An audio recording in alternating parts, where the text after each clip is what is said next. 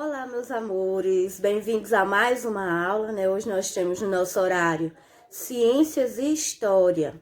Então, nós vamos começar hoje o terceiro capítulo de Ciências, onde a gente vai falar sobre a água, né? Que é um elemento natural tão essencial à nossa vida, né? A vida do planeta. Então, vamos começar fazendo a leitura aí. O que preparamos para este capítulo, né? O que é que nós vamos ver neste capítulo? Neste capítulo, apontaremos a necessidade do tratamento da água para o consumo da população e descreveremos as etapas do processo. Discutiremos sobre os diferentes tipos de água e sobre as principais qualidades da água potável. Então, nós vamos ver o processo de tratamento da água, nós vamos ver como são classificadas os tipos de água, né? Vamos falar sobre a água potável, então tem muita coisa para a gente discutir nesse capítulo. Então, para início de conversa, né, nós vamos falar do título do capítulo, que é a água que nós usamos. Então, vamos falar um pouco sobre a água que nós usamos no nosso dia a dia. E aqui nós temos, né, a imagem do Vitor, da turminha do ético, e uma situação que ele vivenciou sobre a água, que a gente vai ler agora nesse momento.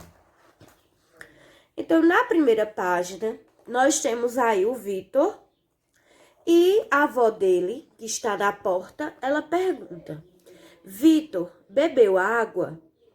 E o Vitor responde: não. Veja que o Vitor, ele estava praticando um esporte, ele tá todo suado, né? As gotículas de suor, né? Do outro lado, na outra página, a gente tem a continuação desse diálogo entre ele e a avó, né? Aí ela diz: tá com sede? Aí ele: tô. Olha, olha, olha, olha, água mineral, água mineral, água mineral, água mineral do Candial, você vai ficar legal. Que é um trecho de uma música, né, de Carlinhos Brau, que é da água mineral, né? Acho que todo mundo conhece. Aquela que diz: olha, olha, olha, olha, água mineral, né? Falando sobre a água. Então, esse trechinho que ele cantou, né, é de Carlinhos Brau, né, que era do grupo Timbalada na época. Mas hoje ele apresenta, acho que o The Voice, né? Abaixo, né, na sequência, ela diz assim: não é mineral não, é potável mesmo. E aí a gente fica confuso. Ué, mas a água mineral, ela não é potável? Porque a gente já estudou que a água potável é aquela que é boa para o consumo. E a água mineral, será que não é potável? Então, a gente vai discutir sobre isso nesse capítulo. Vamos ficar com esse questionamento, tá certo? Então, nós vamos ver a diferença entre água mineral e água potável. Aí, para início, né, das atividades, a gente tem a seção aí para iniciar, que o próprio nome já diz, né? Converse com o professor e os colegas sobre a imagem e responda as questões. Você sabe o que é água mineral? Então, veja só, pense no nome, água mineral. O que será que tem dentro dessa água, né? A água mineral é água potável? Aí vocês vão responder de acordo com os conhecimentos de vocês, os conhecimentos prévios, o que vocês sabem até agora. Não o que vocês vão saber a partir de agora, que a gente vai estudar, mas até agora. O que é que vocês acham? Vocês acham que a água mineral é água potável? Vamos responder aí. Qual é a diferença entre a água mineral e a água potável? Aqui você vai colocar o que você acha, porque a gente ainda não discutiu. Porque aqui essa sessão para iniciar é para o professor ver quais são os conhecimentos prévios, aqueles primeiros conhecimentos que você tem, para depois a gente ir aprofundando esses saberes. Então, aqui você vai escrever o que você sabe até esse momento. Depois, o que a gente vai estudar vai acrescentar o seu conhecimento, né? Então, realizando essa atividade no caderno de ciência, né? Como toda vez a gente orienta dessa forma, vocês vão responder no caderno e a gente vai agora para o texto, os textos informativos, tá certo? que é na página 32, é o tratamento da água. Agora nós vamos entender um pouco sobre como essa água que a gente consome no nosso dia a dia, como é que ela é tratada, né? Então vamos lá, acompanhem aí junto comigo, né? Desculpem a voz que ainda tá um pouco fanhosa, né, da gripe. Ainda tô em tratamento, né? Não da água, mas da doença, da gripe. Mas acompanhem aí junto comigo. Como você já sabe, a água usada nas cidades e no meio rural pode vir de reservatórios subterrâneos ou superficiais. Então, quais são os reservatórios subterrâneos? São aqueles que estão dentro do solo, que eles se formam a partir da água da chuva que infiltra no solo e eles ficam ali formando um lençol freático. Então, essas são as águas subterrâneas. E as águas superficiais são aquelas que estão na superfície, né? Acima do solo, como os rios, os lagos, né? As represas e assim por diante. A água retirada dos aquíferos, que são esses lençóis freáticos, né? Abaixo do solo, os grandes depósitos subterrâneos que já estudamos, é filtrada e purificada naturalmente. À medida que vai passando entre rochas e também por dentro delas, suas impurezas vão ficando pelo caminho. Ou seja, essas águas que são os aquíferos, né, que são os lençóis freáticos que a gente tem dentro do subsolo, elas vão seguindo um caminho entre as rochas e vão até passando por dentro das rochas, que são aquelas rochas permeáveis, né? Que são cheias de porosidade, que a água consegue penetrar por dentro delas. Então, na medida que essa água ela vai caminhando por dentro do solo, né, procurando os lugares mais baixos, então ela vai passando e vai deixando nas rochas as impurezas, né, aquilo que não é saudável. Então, por isso que ela já se purifica naturalmente nesse caminho que ela percorre dentro do solo. Em geral, após ser retirada, a água vinda de aquíferos recebe somente cloro para matar os possíveis micróbios que a contaminam, para a prevenção de cáries dentárias, né? O flúor, né? Coloca o cloro para matar os micróbios e o flúor para evitar cáries dentárias, né? Por isso que a gente tem que tomar. É mais recomendável a gente tomar a água que foi adicionada flúor a ela, né? E assim, ela está pronta para ser distribuída à população. E isso é o caso das águas que são retiradas dos aquíferos, né? Desses lençóis freáticos que estão no subsolo. Elas só precisam receber o cloro para matar os micróbios e o flúor. A partir daí já pode ser consumida de forma, né, segura. Agora, nós vamos falar sobre as águas superficiais, aquelas que são de rios, de lagos, de represas, né? Com a água superficial, não é assim tão simples, né?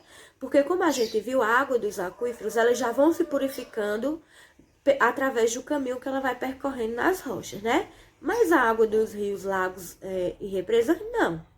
Então, com elas não é tão simples assim, só adicionar cloro e flúor. Tem outros processos. Como essa água ela fica mais exposta à contaminação, ela precisa passar por uma estação de tratamento antes de chegar às pessoas. A água ela deve ser tratada com a finalidade de... Então, essa água ela deve ser tratada por quê? Para serem retiradas as substâncias que estão em depósito e em suspensão na água, ou seja, no fundo dessa água ou na superfície da água, né, em cima da água, para serem destruídos os micro-organismos prejudiciais à saúde. Então, são esses dois itens. Por que que a água ela tem que ser tratada, a água desses reservatórios superficiais, né? Porque é necessário tirar as substâncias que estão depositadas ou suspensas na água, que são as partes sólidas, né? E também serem destruídos os micro-organismos que fazem mal à saúde. Então, por isso que essa água ela tem que ser tratada. Observe as etapas do processo de tratamento que a água passa antes de chegar às nossas casas. Então, agora nós vamos ver o passo a passo no tratamento dessa água superficial, que a gente encontra na superfície do planeta. Então, vamos prestar atenção agora para a gente entender cada passo, tá certo?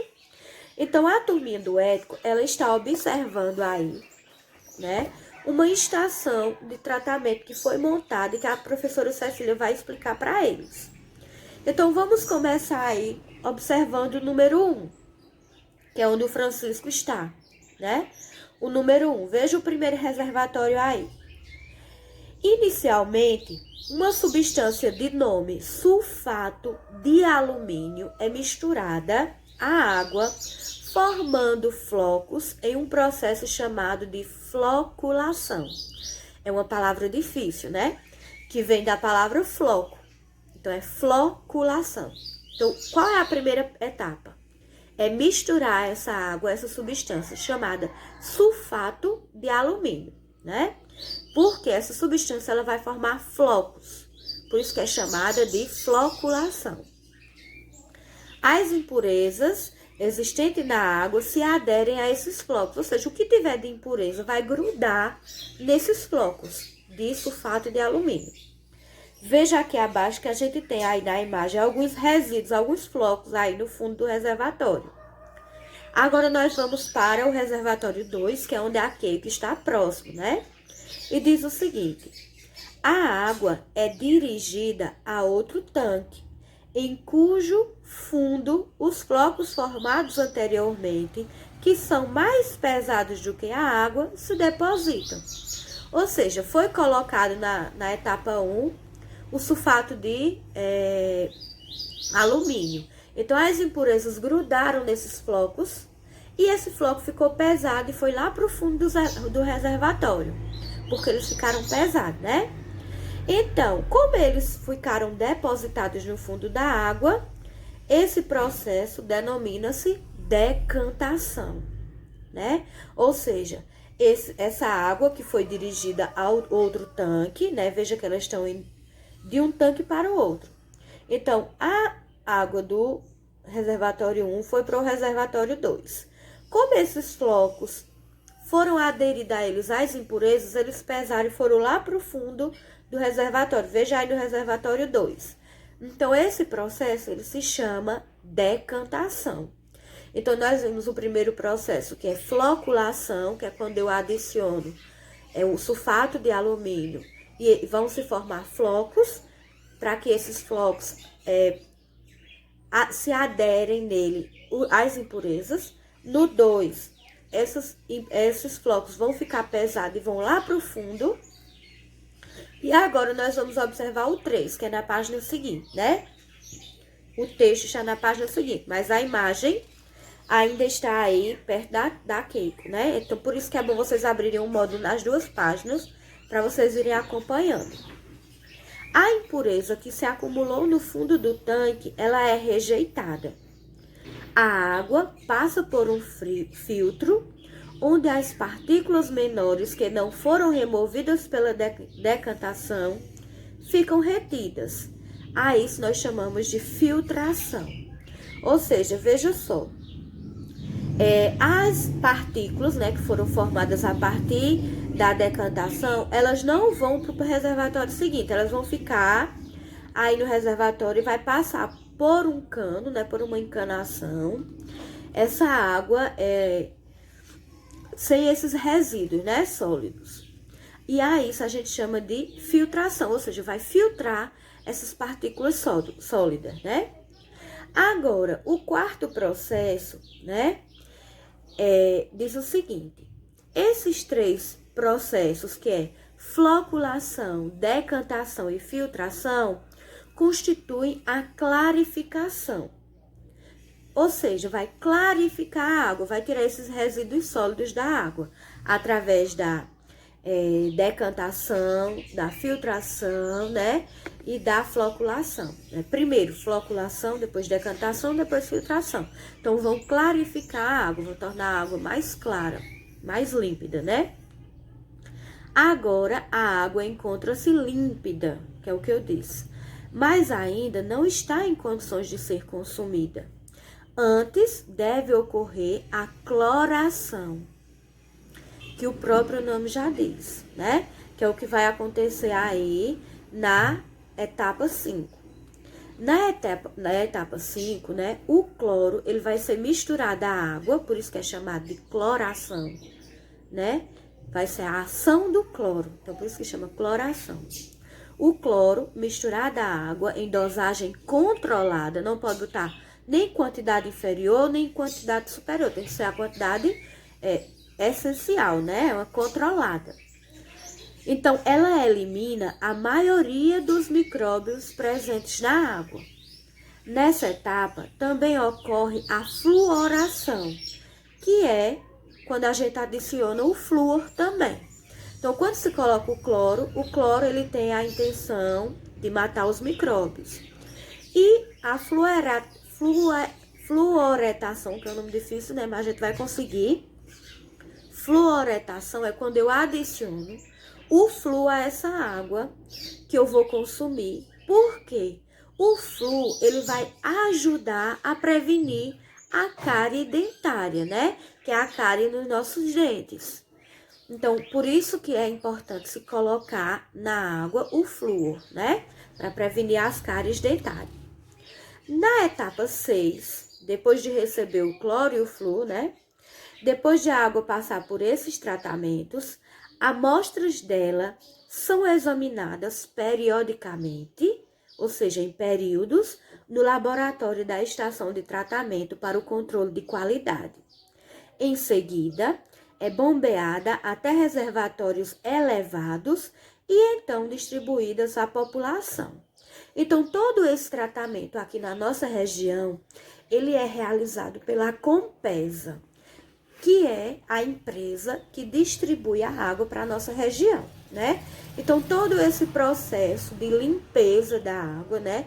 De purificação da água, ele é feito na Compesa, né? Então, lá eles adicionam o flúor, o cloro, né? Fazem esse processo de filtração da água.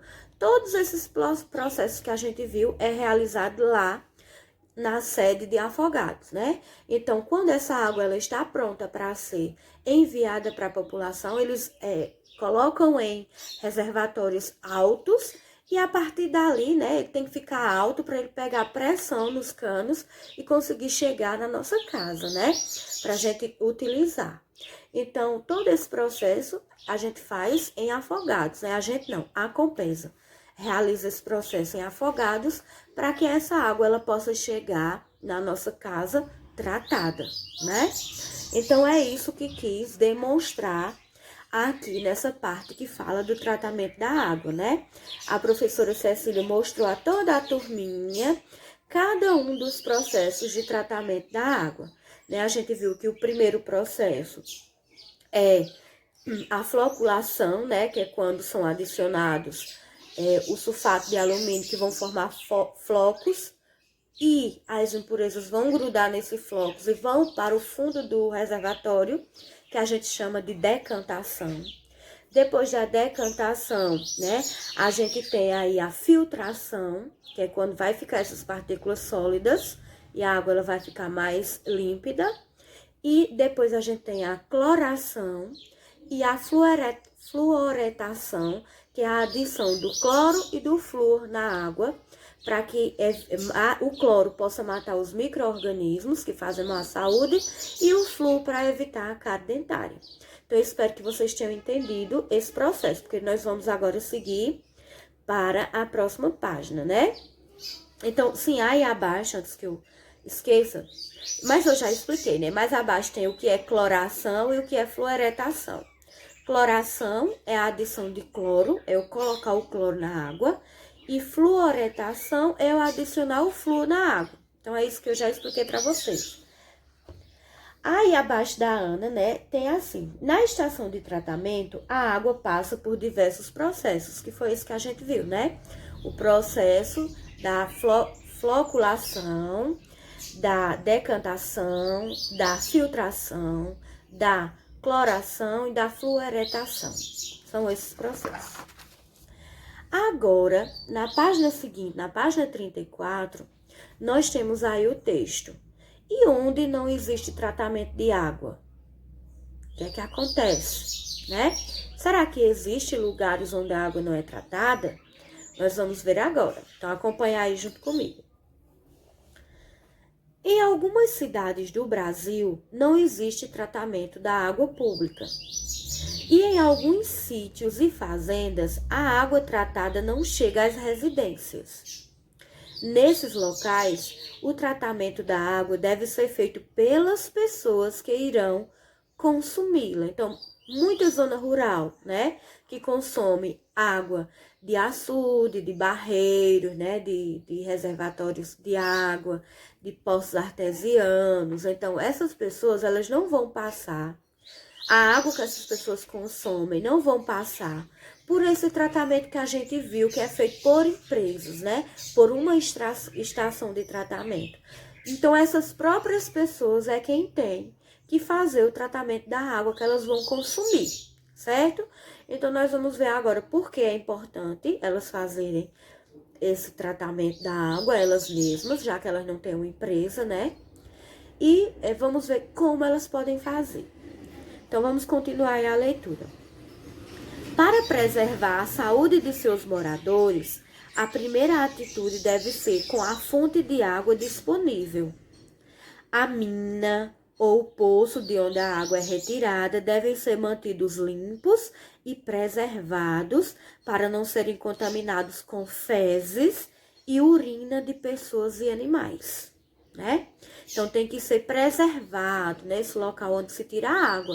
Não pode deixar exposto para os animais irem lá, defecar, urinar, porque a gente sabe que essas bactérias, esses micróbios da fezes e da urina vão fazer mal à nossa saúde, né?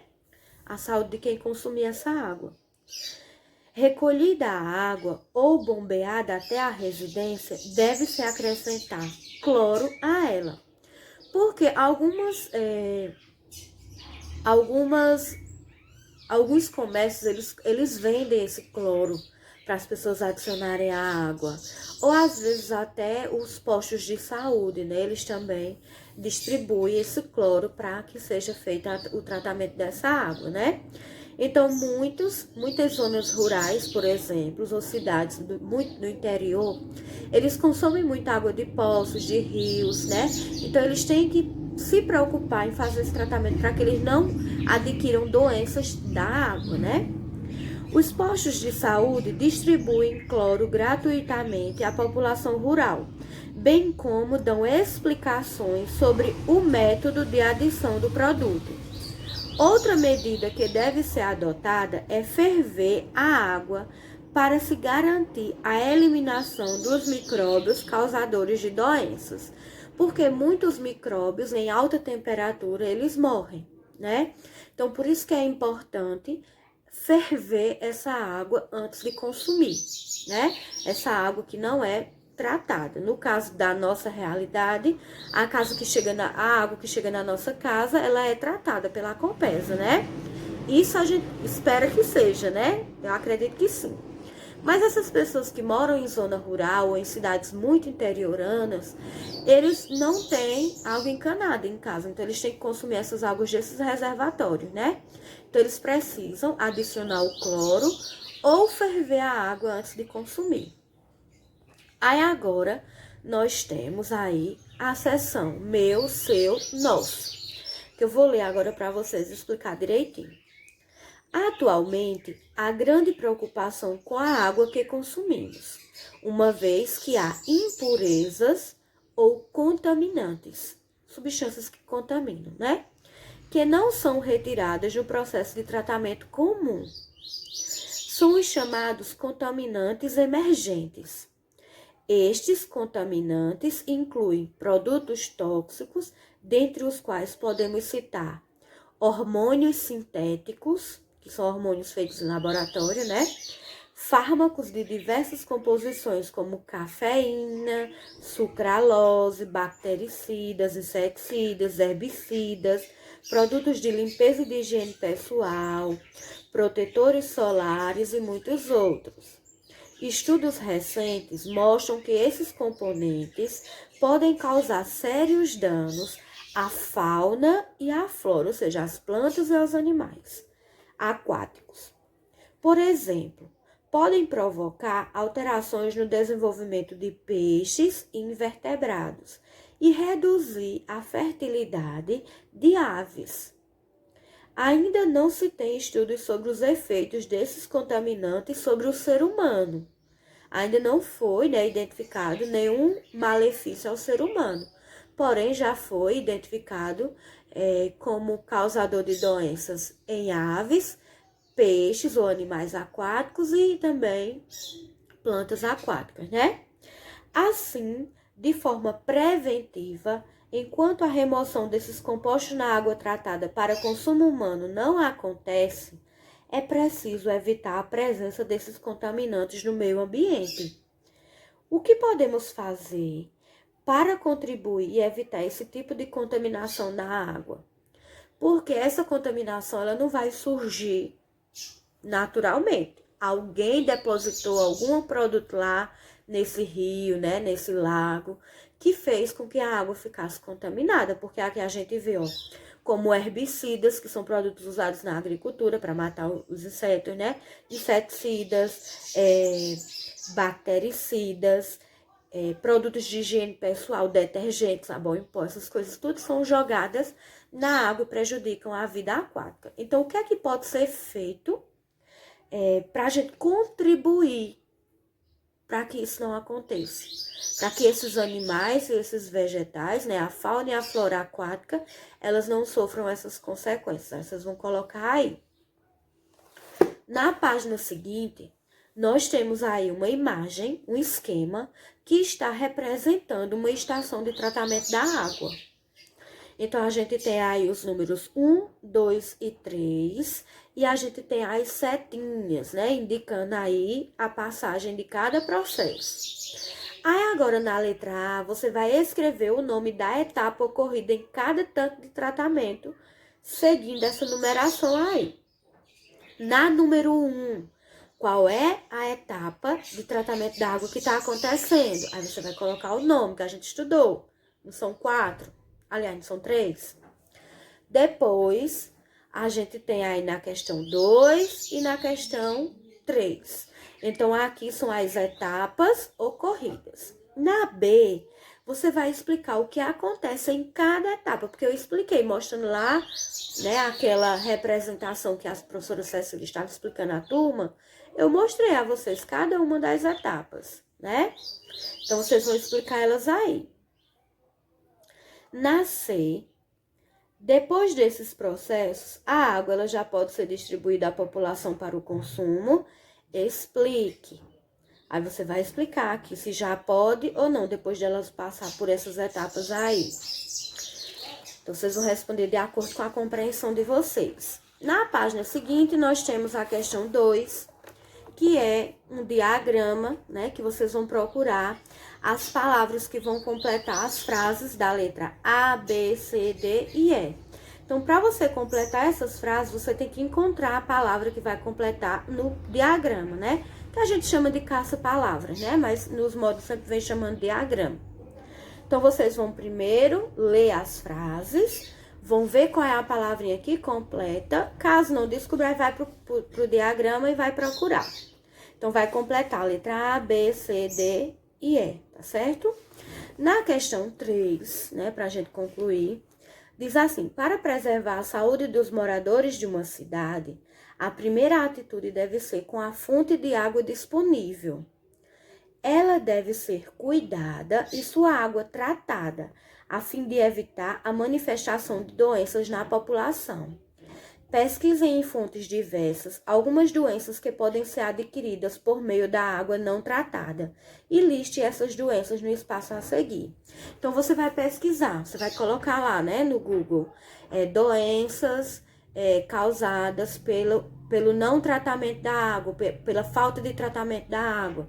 Aí vai aparecer e você vai listar as que você encontrar aqui abaixo, tá certo?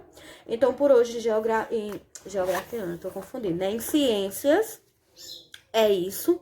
Vocês vão realizar essa atividade, Na página 34, 35 e 36. E na próxima aula de ciências, eu faço a correção junto com vocês, tá certo? Então, por hoje é só. Vamos agora para a história. Agora, nós vamos falar, né, sobre a diversidade da Umbanda, que é outra religião afro-brasileira. Outra grande religião afro-brasileira é a Umbanda. Criada no Rio de Janeiro no começo do século XX, essa profissão de fé se espalhou por quase todo o país, entre outros motivos, por estar de braços abertos a qualquer pessoa, ou seja, eles recebiam qualquer pessoa na sua religião, por isso que ela ficou bem disseminada, né, na cidade. Para muitos estudiosos, essa religião é resultado de um encontro de crenças que só aconteceu no Brasil. Por isso, é também chamada de religião bem brasileira.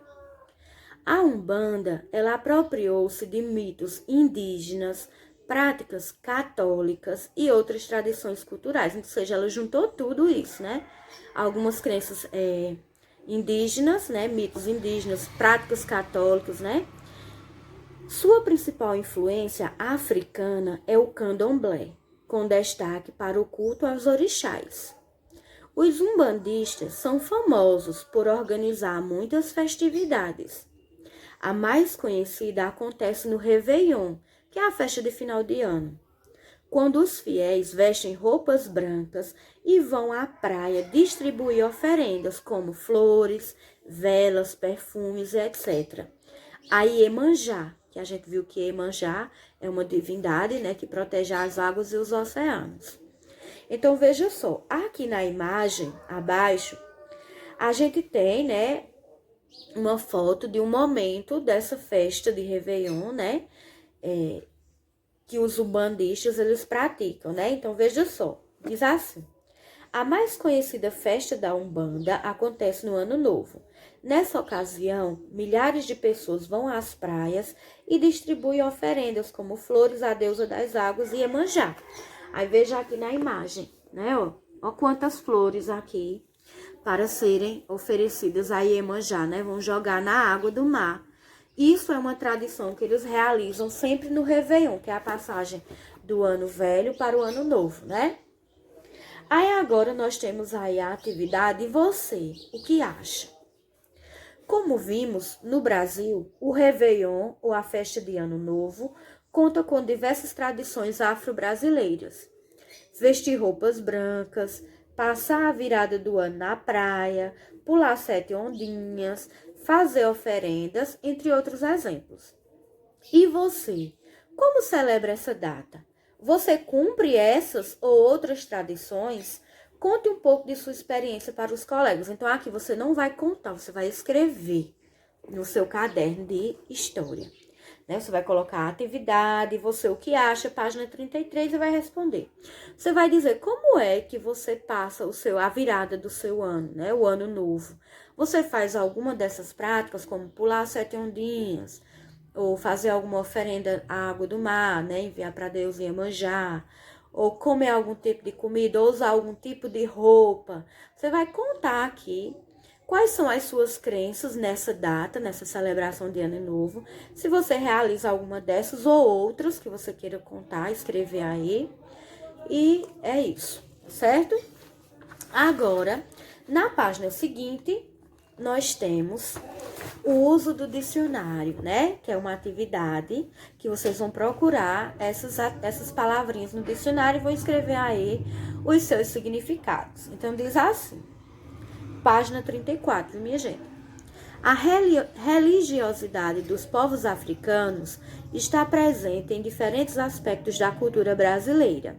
Receitas culinárias, instrumentos musicais, danças e até palavras em nossa língua. Consulte um dicionário e indique o significado das palavras de origem africana. Aí a gente tem aí a palavra axé. Você vai procurar no dicionário e colocar o significado. Então, axé, balangandã, macumba, saravá. Então, eu vou dar uma dica a vocês. Muitos dicionários são mini, então tem poucas palavras. Pode ser que vocês não encontrem essas palavras no dicionário. Porém, se você colocar lá no Google, né, o dicionário do Google, você vai encontrar, né? Porque o que a gente não encontra hoje em dia na internet, né? Então, é só colocar lá, significado de axé, ou significado de balangandã. Então, você vai procurar, se você não achar no dicionário, porque essa atividade é para você aprender a procurar palavras no dicionário também. Mas caso você não encontre, aí você procura outra forma, certo?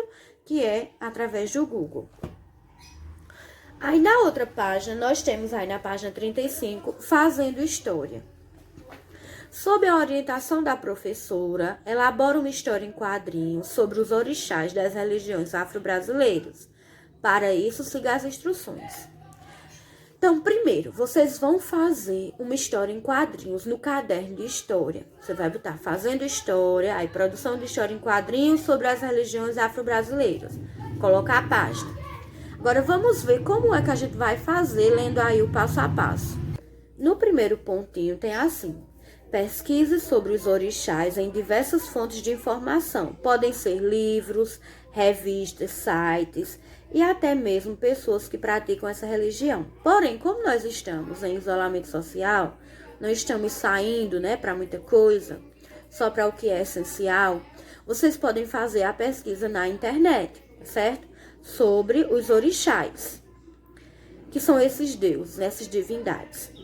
Escreva o roteiro da história em quadrinhos em um rascunho. O roteiro é o texto que você irá escrever, pensando no passo a passo de sua história. Quais serão os personagens, qual é a história, como a história irá se desenvolver e qual será o seu final. Ou seja, aqui primeiro você vai montar, você vai pensar na sua cabeça e vai registrar por escrito se você achar melhor. Quem vai ser os seus personagens? Você não pesquisou os orixás? Você vai escolher qual vai ser os seus personagens, a sua história, né? Qual será o final dela? Como é que ela vai se desenvolver? Como é que ela vai acontecer no decorrer da história, do passar da história? Então é isso, é como se fosse um breve rascunho. O roteiro de sua história pode ser original, ou seja, inventado totalmente por você. Ou pode ser inspirado em uma história já existente dos orixás. Né? Se você quiser pesquisar uma história de um orixá e se inspirar nela, inspirar não é fazer igual, né, minha gente? É fazer parecido, usar algumas coisas. Organize os quadrinhos da história com base no roteiro que você escreveu, distribua conforme as cenas da história que você imaginou. Então, você vai traçar os quadrinhos no seu caderno, né? De acordo com a sua história. Quantos quadrinhos você vai precisar? Então, você pode traçar, usando a régua, os quadrinhos da sua história, porque a história em quadrinhos ela é realizada em quadrinhos, né? Essa atividade pode ser feita à mão ou no computador. Eu acho melhor fazer à mão, porque no computador você tem que saber mexer nessas ferramentas, né? É muito complicado, então é melhor no caderno. Não se esqueça de colocar os balãozinhos de fala dos personagens, né, de pensamento, entre outros recursos de uma história em quadrinhos. Você tem que saber o que é que tem no história em quadrinhos. Primeiro, a gente sabe que na história em quadrinhos, a fala dos personagens ou o pensamento deles é dentro de balões, né? Tem que ter isso. E no dia combinado, você vai apresentar essa história em quadrinhos para mim, não para os colegas. Ou seja, até a próxima aula de história, que na próxima quinta-feira eu quero que vocês me mandem a foto dessas histórias em quadrinhos, ok? E abaixo, nós temos aí vamos relembrar, que você vai ler essas alternativas aí, essas afirmativas aí, e vai marcar dentro dos quadrinhos se elas são verdadeiras ou se elas são falsas, de acordo com o que a gente estudou nesse capítulo, tá certo?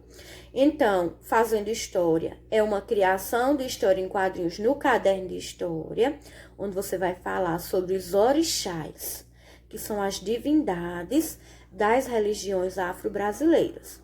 Você vai formar uma história que pode ser inspirada na história de um orixá, ou você pode criar a sua própria história. E vamos relembrar, você vai marcar com VOF essas afirmativas aí, tá certo?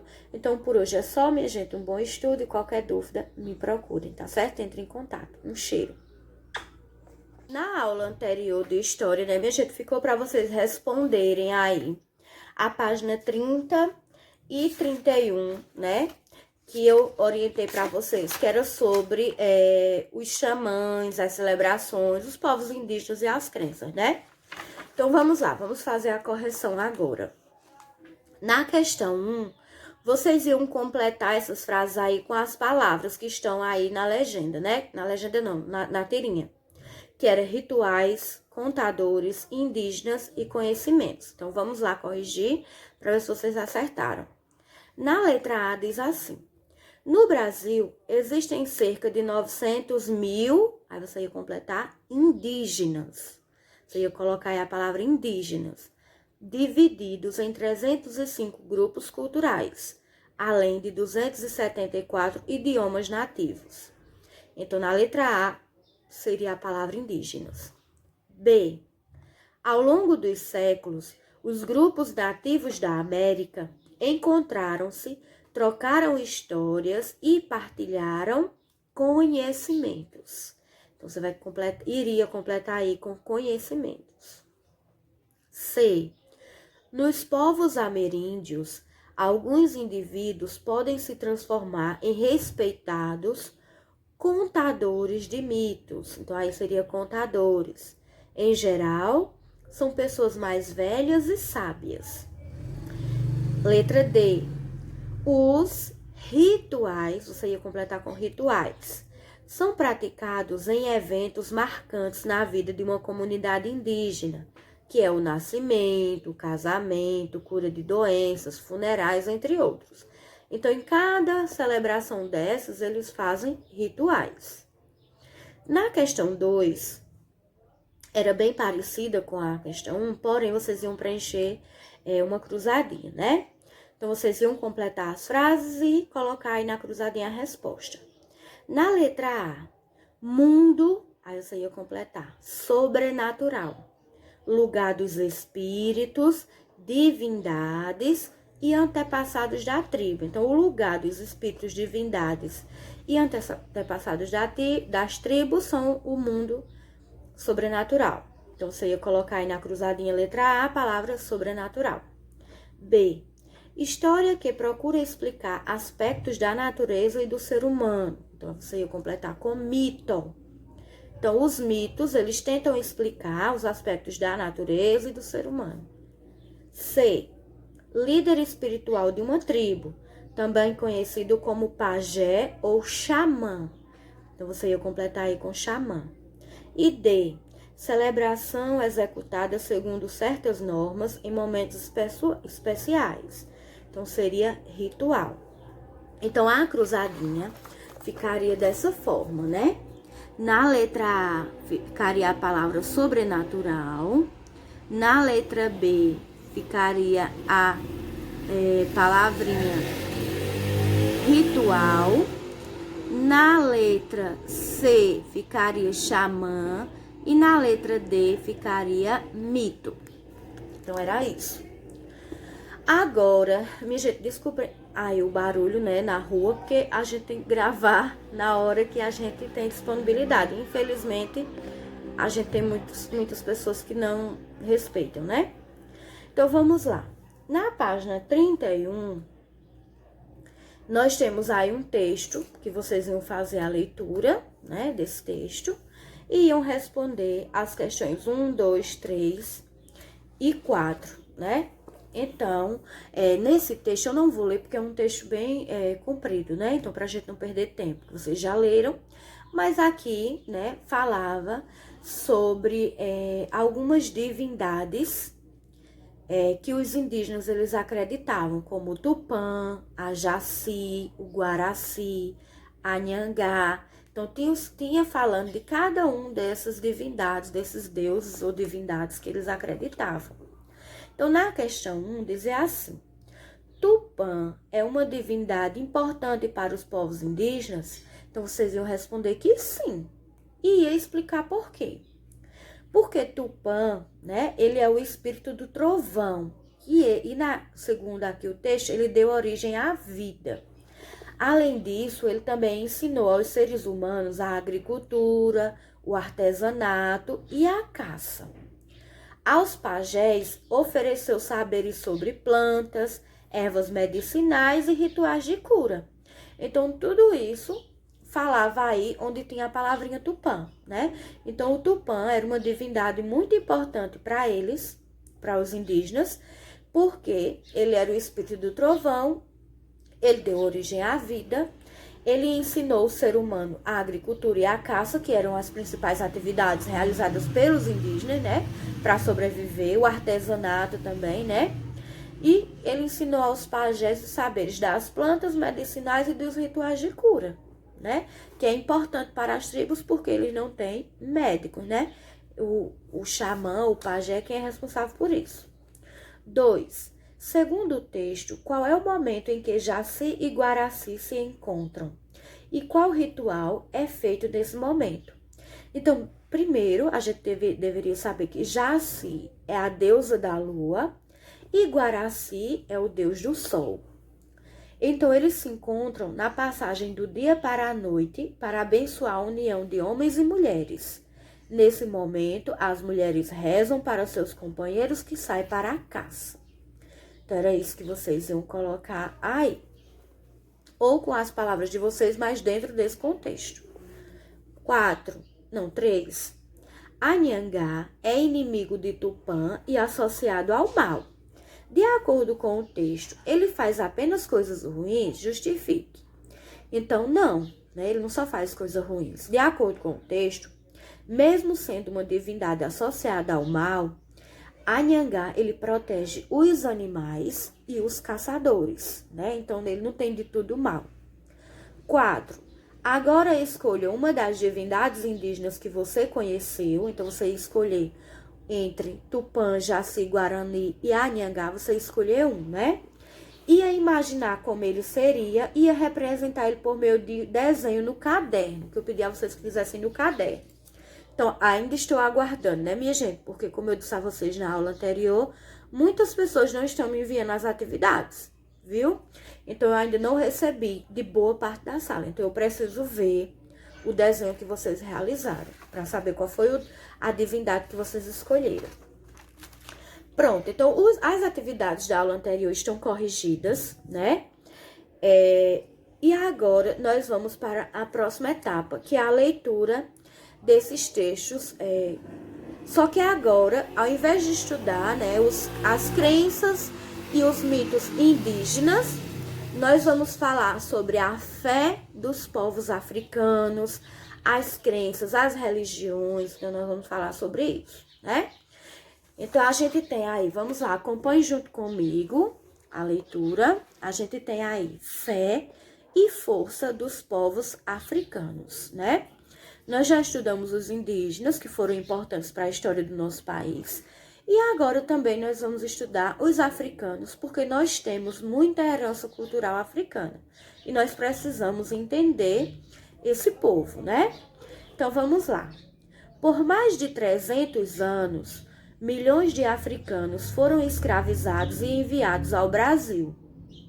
Longe de sua terra, essas pessoas afastadas de suas famílias e quase sem nenhuma posse, sofreram as mais variadas formas de violência. A fim de superar essa situação, muitos encontraram na fé a identidade que os unia, gerando força para resistir e continuar vivendo. Então, todos nós sabemos, porque nós já estudamos a história do Brasil, nós já sabemos que os povos africanos, eles vieram para o Brasil e eles sofreram muito aqui no nosso país, né? E eles encontraram na fé essa união entre esses povos. Porque os africanos, eles não vieram de um único lugar da África. Eles vieram de vários países da África. Então, a única coisa que unia eles era a fé. Então, eles começaram, né, a valorizar a sua fé e a se unir através da fé. Com o tempo, as crenças dos povos africanos espalharam-se por diferentes lugares, influenciando profundamente as tradições culturais de nossa sociedade. Então, a gente foi muito influenciado por essas crenças, né? Por essa cultura africana, né? Essa influência está presente em duas religiões afro-brasileiras. Então, afro-brasileiras é a união da palavra África com brasileira. Então, foram religiões que foram formadas aqui no Brasil, porém que têm herança cultural africana. Então, essas duas religiões são o candomblé e a umbanda, que inclusive vocês já pesquisaram essas religiões, né? A gente já falou um pouco sobre elas. Então, essas duas religiões, elas são consideradas afro-brasileiras, né? Que é a mistura da África com o Brasil, né? A influência africana e brasileira. Aí agora, nós vamos ler um texto, minha gente. Olha, lembrando que aqui a gente não está defendendo nenhum tipo de religião. Cada um acredita naquilo que quer, né? Respeita a religião que segue. Então, aqui nós vamos estudar. Eu sei que na nossa sala a gente tem católicos, a gente tem evangélicos, né? Mas nós vamos estudar aqui como um fato histórico. Nós não vamos seguir o que diz a religião. A gente vai continuar acreditando naquilo que a gente aprendeu, porém nós precisamos conhecer as outras religiões, a origem, porque faz parte da nossa história, da história do nosso país, tá certo? Então agora nós vamos ler um texto sobre os orixás do candomblé, que são como se fossem os deuses, né, do candomblé, que eles acreditam. Eu não quero me aprofundar porque a gente às vezes não tem muita... como é que eu posso dizer? A gente não tem muito conhecimento sobre a religião, então é bom a gente não falar, pra gente não falar coisa errada. Mas vamos seguir aqui a leitura. Também conhecido como Batuque e Xangô, o candomblé corresponde a um conjunto de crenças da África, comum entre os povos da Nigéria, Benin, Angola e Congo. No Brasil, essas tradições elas foram trazidas por africanos escravizados entre os séculos 16 e 19. Então, entre os séculos 16 e 19, os africanos que vieram para cá, né, desses países como Nigéria, Benin, Angola e Congo, eles trouxeram junto com eles as crenças religiosas, né? E essa religião chamada candomblé ou batuque ou xangô, né, como diz aqui. Durante muito tempo, o governo e a Igreja Católica proibiram a prática do candomblé por aqui. Muito tempo eles ficaram proibidos. Por esse motivo, seus seguidores foram duramente reprimidos e perseguidos. No começo do século XX, essa situação começou a mudar e hoje há muitos fiéis dessa religião no país.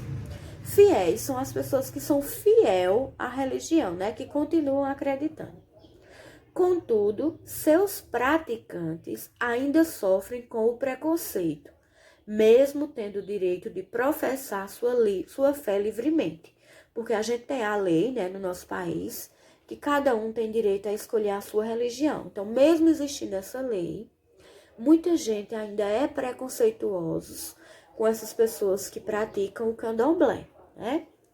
Essa rica religião tem por base o culto às forças da natureza em forma de divindade, os orixás, que são as divindades do candomblé. Segundo sua mitologia, os orixás recebem de Olodumare, o ser supremo, ou seja, o ser superior, eles recebem dele o dever de governar o mundo. Na África, são cultuados cerca de 400 orixás. Então, são muitas divindades, né, que eles acreditam. Na África. No Brasil, o culto envolve um pequeno grupo de divindades, entre as quais está Ogum, o deus do ferro e da guerra, Xangô, orixá do trovão e da justiça, e Iemanjá, a grande mãe, deusa poderosa dos mares e oceanos, que é a deusa das águas, né? Para o candomblé, cada homem tem um orixá, que acaba inspirando sua personalidade e o seu jeito de ser. uma pessoa descobre qual é o seu orixá por meio do jogo de búzios, o qual é realizado por um babalorixá, que é o pai de santo, ou uma ialorixá, que é a mãe de santo. Então, na crença deles, para se conhecer qual é o orixá a qual você pertence, você precisa pedir para ou o pai de santo ou a mãe de santo jogar os búzios, né, que é uma espécie de leitura dos búzios, para você descobrir qual é o seu orixá. O jogo de búzios, está explicando aí abaixo, né? Jogo de pequenas conchas que, quando manipuladas por um babalorixá ou uma ialorixá, revela soluções para diversos tipos de problemas. É como para os ciganos, né? Os ciganos leem as cartas. Já as mães de santos, os pais de santos, os que seguem a religião do candomblé, eles fazem a leitura dos búzios, né? Que são conchas, né? Essas conchas que a gente encontra, pequenas conchas que são encontradas no mar. Os orixás não contam apenas com funções e poderes específicos, mas também com símbolos particulares, como roupas, cores, colares, batidas de tambor, bebidas, alimentos e canções. Além disso, eles também têm um grito de saudação especial, que é como Epa Babá, ou para Oxalá, ou Ora Ieio. Eu não sei dizer, mas é mais ou menos isso, né? Para Oxum. Então, eles têm esses gritos de guerra, essas saudações, né? Entre eles. Aí agora, a gente vai continuar aí com a diversidade da Umbanda. Nós vimos o Candomblé, vimos que eles acreditam em vários deuses, divindades, né? E eles acreditam que cada pessoa que segue essa religião tem um orixá quem ele deve seguir, né? Que fala muito sobre a personalidade da pessoa, o jeito de viver. Né? Agora nós vamos falar, né, sobre a diversidade da Umbanda, que é outra religião afro-brasileira. Outra grande religião afro-brasileira é a Umbanda. Criada no Rio de Janeiro no começo do século XX, essa profissão de fé se espalhou por quase todo o país, entre outros motivos, por estar de braços abertos a qualquer pessoa, ou seja, eles recebiam qualquer pessoa na sua religião, por isso que ela ficou bem disseminada, né, na cidade. Para muitos estudiosos, essa religião é resultado de um encontro de crenças que só aconteceu no Brasil. Por isso, é também chamada de religião bem brasileira.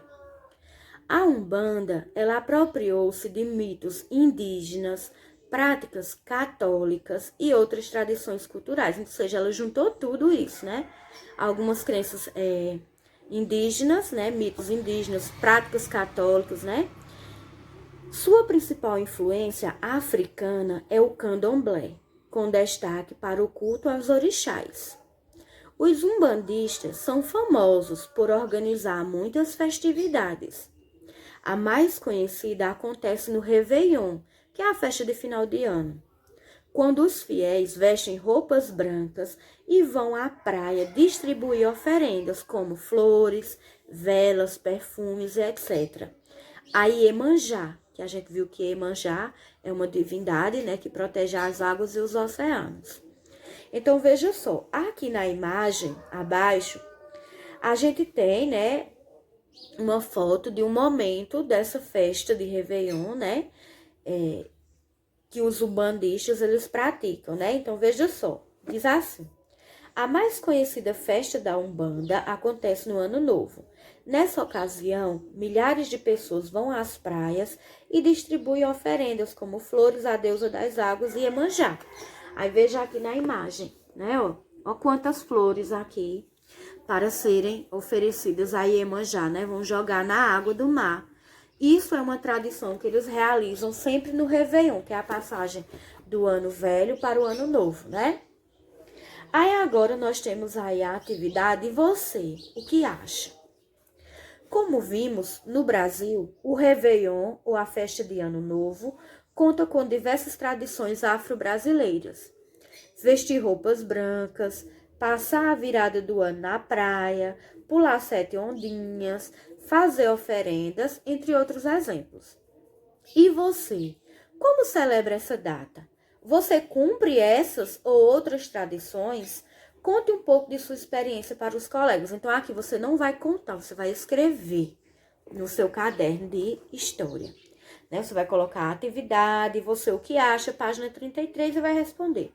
Você vai dizer como é que você passa a virada do seu ano, né? O ano novo. Você faz alguma dessas práticas, como pular 7 ondinhas, ou fazer alguma oferenda à água do mar, né? Enviar para Deus Iemanjá, ou comer algum tipo de comida, ou usar algum tipo de roupa.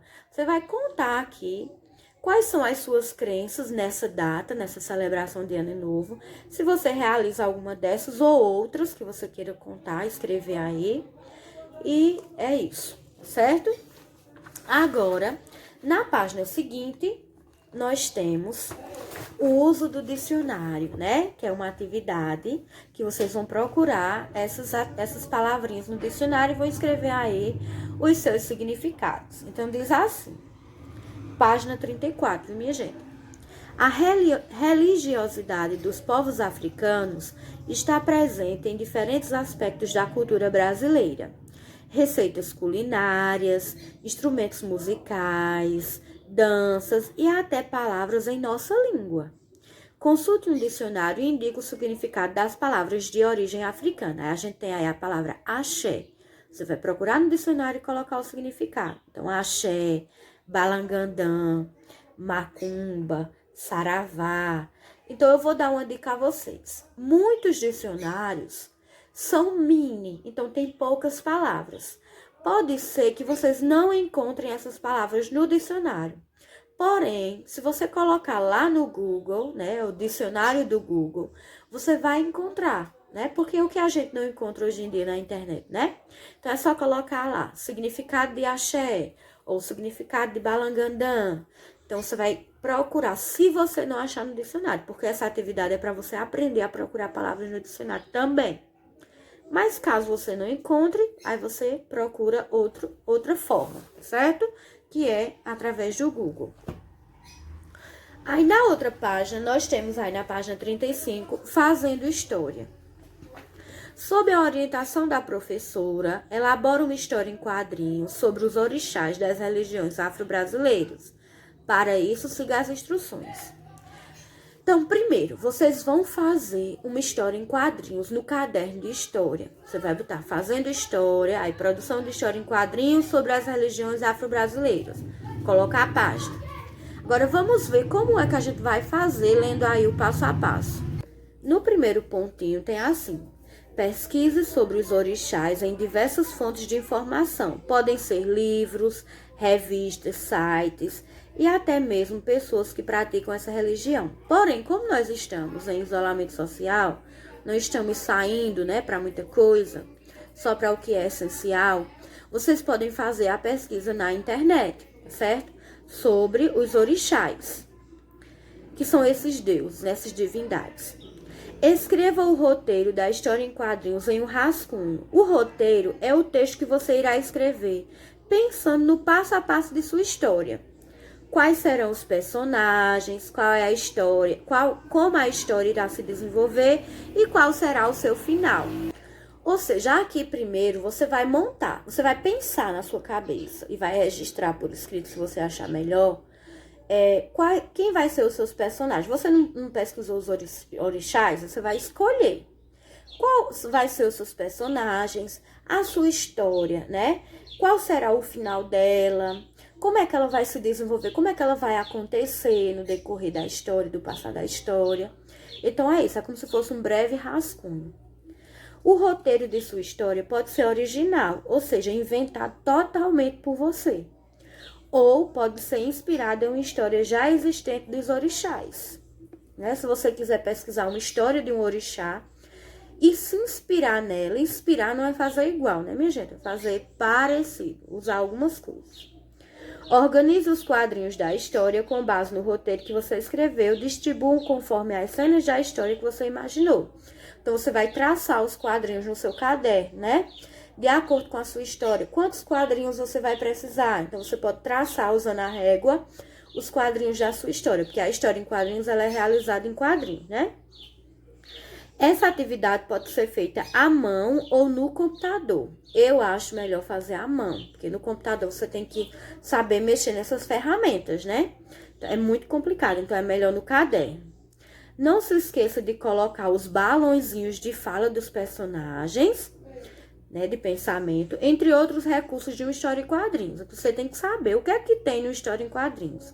Primeiro, a gente sabe que na história em quadrinhos, a fala dos personagens ou o pensamento deles é dentro de balões, né? Tem que ter isso.